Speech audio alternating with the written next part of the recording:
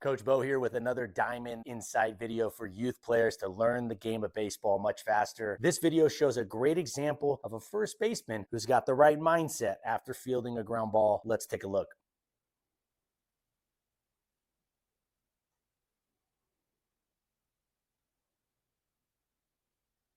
Did he notice his first step, his first movement after fielding the ball? Did he look up to see where the pitcher was to give him the ball? Let's watch again.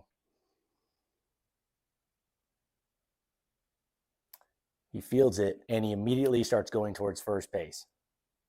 This is absolutely a great mindset first baseman. There are a few occasions where you're not going to have any chance at running to the base to make the play first baseman. Like if you have to go over here to get a ball as a first baseman, you're not going to have time to get back to the base and make the play yourself. It's either the pitcher covers and you get the out there or there's no out made. But a first baseman can't get so far off that they can't cover first base, right? When the ball gets hit to another infielder. So first baseman inherently can't get too far from the base, although I think some play way too close, especially with a left-handed pull hitter up or a right-handed hitter who likes to go the other way into this 3-4 hole. But that aside, my guess is about 90% of ground balls that first baseman field, they can make the play on their own, or at least it'll be a close play if they took it themselves. Now, why is the first step important here? Because we all know pitchers don't always cover first base. First basemen have to have the mindset that pitcher is not going to be covering first base. If they cover and you need them, great. Worst case, you've closed the distance down and now you feed them the ball, which just makes for a shorter throw anyways. But more often than pitchers would like to probably admit, they forget to cover first base. We obviously don't want this, but it happens. First baseman, by fielding the ground ball and immediately thinking, I got to get hard to the base, you have now opened up two options. You have the option to take it yourself if the pitcher forgets to get over there, or you may not even need the pitcher, right? That happens a lot. Or you can go with option two and give it to the pitcher. First basemen have to have the mindset that I want to minimize the amount of throws we have to make on defense. Let's cut out the throw if we don't need to make that throw or that toss to the pitcher, especially a pitcher running across, having to catch it, feel for the base, touch the base. That can get a little dicey. So if we don't need that, if we don't need to rely on that, let's avoid that. Often I'll see first baseman kind of slow up and give it to the pitcher. I don't want to give it to the pitcher unless it's a necessity. First baseman should be fielding the ground ball and immediately thinking, I'm going hard to the base, and then figure it out from there, whether you take it yourself or you give it up to the pitcher.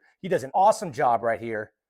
This is a gamer. He's a ball player. If you know who he is. He knows the game. Reminds us all of Tony Gwynn at the plate, right? But this is just an outstanding job. He fields it. I mean, this is a long throw. He could, and some first baseman would, break down, maybe go to a knee and get ready to make that throw, only to find out that that pitcher was not there. It's a great job right here. Great job by the first baseman. So first baseman, coaches that are working with first baseman, which at the youth level is pretty much every coach, the default setting, the default operating system for first baseman on a ground ball that they field, immediately go hard to the base. They should start going hard to the base before they're even out of their stance. They should come out of their stance and take a step. It shouldn't be like, look up, oh, pitcher's covering, not covering, go. It should be field the ball, of course, first things first, field the ball. And then as they're coming up and picking up the runner, picking up the bag, picking up the pitcher, as they're picking that up, they're moving toward first base, giving themselves two options. And we all know it happens from time to time. You need to go to that plan B, and that plan B is take it yourself. But if you're off the base this far, which is great, he's covering a lot of territory, especially with that left-handed pull hitter, he's able to stretch his coverage out and also get to the base. The only way you can get away with this, if you have the mindset that he had like that, field it and get to the bag hard and go from there. You can always decide halfway to give up the ball if you need to. Never assume, first baseman, coaches of first baseman, never assume the pitcher's going to cover. Always assume they're not going to cover. Now, if the first baseman were playing, say, like right around here, for a right-handed hitter who goes 3-4 hole, likes to shoot this hole. So if he's playing here and that second baseman's shading towards second base, there's a lot of ground to cover here, he might go for this ball. In that case, yes, he's pretty much giving up the fact that he can ever get back to first base and get the runner. So yeah, he would then catch it. In that case, first baseman, I'd like to see a kneel and get a nice even throw, not a downhill throw to the pitcher covering. Now that's something for another video, but that would be the play that happens from time to time that you're definitely just saying, hey, I'm just way out here in the 3-4 hole. I'm going to hunker down and make a good toss. Either the pitcher's there or not. We only have one option. When he's playing here or here or here or here, if he fields it in those spots, his first reaction is hard to the bag and figure it out from there. Plan A, make the play yourself. Plan B, use the pitcher. Don't make the pitcher plan A. Doesn't always end up very well. All right, this has been Coach Bo with another Diamond Insight, trying to help youth players, younger players learn the game faster. In fact, this stuff's good at every level. This stuff could be used at the major league level, but I'm really trying to focus on youth players that want to learn the game faster, youth coaches that want to learn the game faster, and that's why I'm putting out these Diamond Insight series. You can find more at the 80/20 Baseball YouTube channel or a ton more at 8020baseball.com. All right, take care.